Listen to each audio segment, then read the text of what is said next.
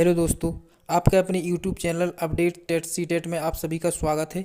आज हम UP TET का जो मॉडल प्रश्न नंबर 3 है उसको देखेंगे और उसमें कुछ प्रश्न हैं इसको डिस्कस करेंगे। यूपी टेट की जो दृष्टि की गत रखते हुए बहुत ही महत्वपूर्ण प्रश्न है, तो इस प्रश्न में हम जो प्रश्न है उसको डिस्कस करेंगे।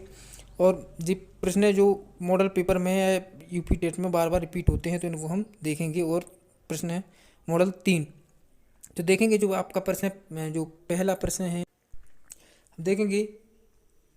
आपकी कक्षा में एक बालक बड़ों से तू तड़ाक करके बोलता है। बालक के इस अशिष्ट व्यवहार को दूर करने के लिए आप क्या उपाय करेंगे?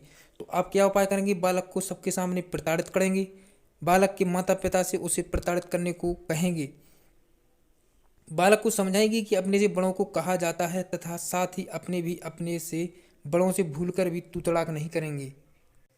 इस प्रकार तो यह आंसर सही हो जाएगा कि बालक को समझाएंगे कि अपने से बड़ों को तू तड़ाक नहीं करना चाहिए। इस प्रकार हम देखेंगे आपका दूसरा प्रश्न है, पूर्व प्राथमिक शिक्षा ग्रहण करने के लिए उपयुक्त आयु क्या है? पूर्व प्राथमिक आप समझ सकते हैं। प्राथमिक के पूर्व जो आपका प्राथमिक विद्यालय होता है 1 से 5 तक, उसके पूर्व भी जो होता है वह 2 से 6 वर्ष के लिए होता है। 6 वर्ष के बाद आप प्राथमिक विद्यालय में आ जाते हैं। देखिएगा आप प्रश्न नंबर 3, निम्नलिखित में से क्या मानव की ज्ञानेंद्री नहीं है? तो क्या नहीं है? आँख, नाक, जीभ और त्वचा होती है, जो कि गला इसका ज्ञानेंद्रिय नहीं होगा।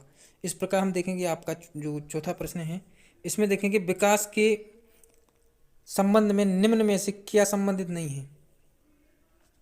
तो आपका जो प्रश्न सही होगा आकार में परिवर्तन। विकास के संबंध में निम्न से क्या संबंधित नहीं है? तो विकास के जो कार्य में क्षमता में वृद्धि होती है, व्यवहार में परिवर्तन होता है, स्वायत्त दृष्टिकोण में परिवर्तन होता है, आकार में परिवर्तन, ये संबंध नहीं है।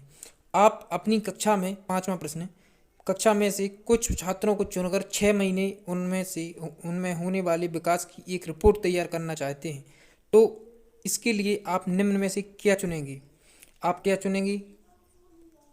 प्रत्येक माह उनकी रुचियों, आदतों, दृष्टिकोण, स्वभाव, व्यक्तित्व, व्यवहार आदि में होने वाली परिवर्तनों की जांच करेंगे। इससे आपको पता चल जाएगा। हम देखेंगे आपका जो 7वां प्रश्न है, 6वां प्रश्न, आप अपनी कक्षा के बच्चों में ईमानदारी की शिक्षा देना चाहते हैं। इसके लिए आप क्या करेंगे? ईमानदार बच्चों को पुरस्कृत करेंगे। जो वह पुरस्कृत का मतलब आप उसको उपहार देंगे। उपहार देने से जो बच्चे देखेंगे वो भी सोचेंगे कि हम भी ईमानदार बनेंगे ताकि हमें भी उपहार मिले। इस प्रकार आप बच्चों को ईमानदारी की शिक्षा दे सकते हैं। हम देखेंगे 7वां प्रश्न, विकास की सबसे जटिल अवस्था क्या है? तो आप समझ सकते हैं जो विकास की सबसे जटिल अवस्था है किशोर अवस्था को माना जाता है, क्योंकि यह उथल पुथल की जो अवस्था मानी जाती है। इस अवस्था में बच्चा अपना व्यवहार परिवर्तन करता है और इसमें बहुत ज़्यादा परिवर्तन होते हैं। इससे वह गलत रास्ते पर भी चला जाता है और इस किशोर अवस्था को अगर सुधार लिया जाए तो बच्चा बहुत ही अच्छे रास्ते पे जा सकता है। तो इस अवस्था को ही उथल पुथल की अवस्था कहते हैं। अब देखिएगा 8वां प्रश्न है, मैं कौन हूँ, क्या हूँ, मैं कुछ भी हूँ, मैं भी कुछ हूँ आदि ऐसी प्रबल भावनाएं विकास किस अवस्था की ओर इंगित करता है? किशोर अवस्था की। अभी हमने आपको बताया कि किशोर अवस्था एक जटिल अवस्था है, इसलिए इसमें यह सब आता है। अब देखेंगे हम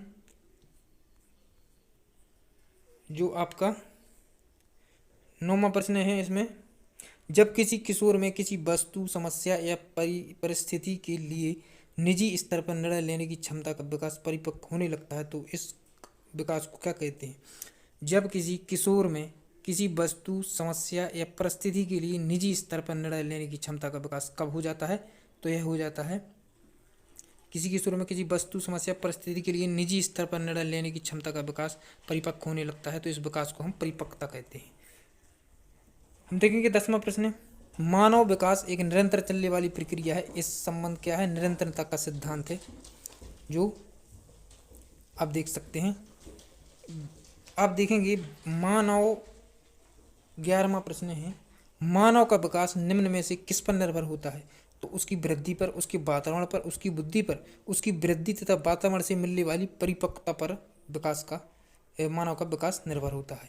हम देखेंगे 12वां प्रश्न, उच्च प्राथमिक स्तर के बालक की विशेषता नहीं है। क्या नहीं है? कार्यों को शीघ्रता से करना, डेटिंग करना, और तो डेटिंग करना नहीं है, और बाकी जी उसकी विशेषताएं हैं।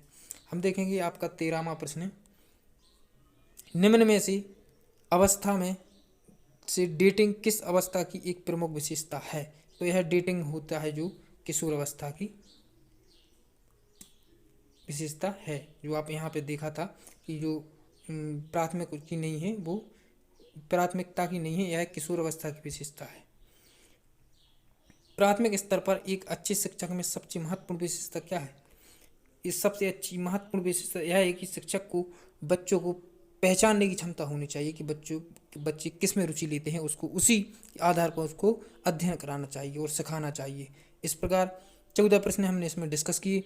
बाकी वीडियो लंबी ना हो इसलिए हमने इसमें कम प्रश्न रखे। आगे के जो मॉडल हैं उसको हम अच्छे प्रश्न लाएंगे, और हम आशा करते हैं कि आपको हमारे प्रश्नों से हेल्प मिलेगी। तो आपसे रिक्वेस्ट है कि हमारे चैनल को सब्सक्राइब कर लीजिए, ताकि जो भी हम वीडियो अपलोड करें आपके पास सबसे पहले पहुंच सके। तो चलिए फ्रेंड, मिलते हैं अगले वीडियो में। जब तक कि अपना और अपनों का ध्यान रखिए और अपनी स्टडी को कंटिन्यू